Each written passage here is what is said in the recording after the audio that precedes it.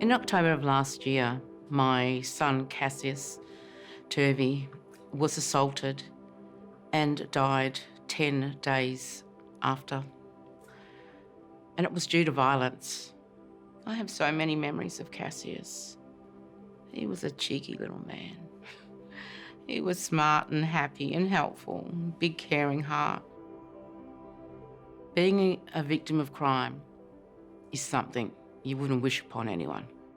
And this is why I want to put a stop to violence, and I also want victims of crime to receive the empathy that they deserve. On the 2nd of November 2022, 48 rallies were held around Australia, New Zealand, and also America. Now, I've seen a lot of rallies and protests that have turned really, really ugly. And I didn't want Aboriginal people to be stereotyped as just running amok and causing big disturbances. So I called for calm, because that's part of me.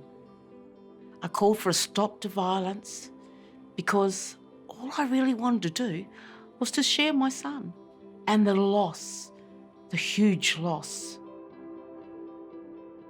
WA Police Commissioner Cole Blanche approached me about training his new recruits and giving them more skills in the areas of empathy, because he needs to have his officers understand that it's real people that they're dealing with. And he was really, really keen on getting more focus on the community.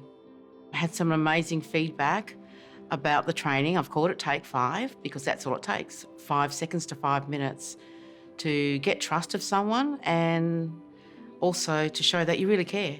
One of the new recruits came up to me and said, "We go through so much scenario stuff, but having you here firsthand was unbelievable." I want people to feel that they're not alone. They're never alone. And each time that I share my lived experience, I'm actually healing myself, and I want to pass those skills on to other people. I feel that I'm following through with Cassius' legacy in a few ways. Firstly, Cassius was a little mentor, so I keep mentoring his young mates and the young people within the community. I regularly visit the youth centres that he attended and others in my community.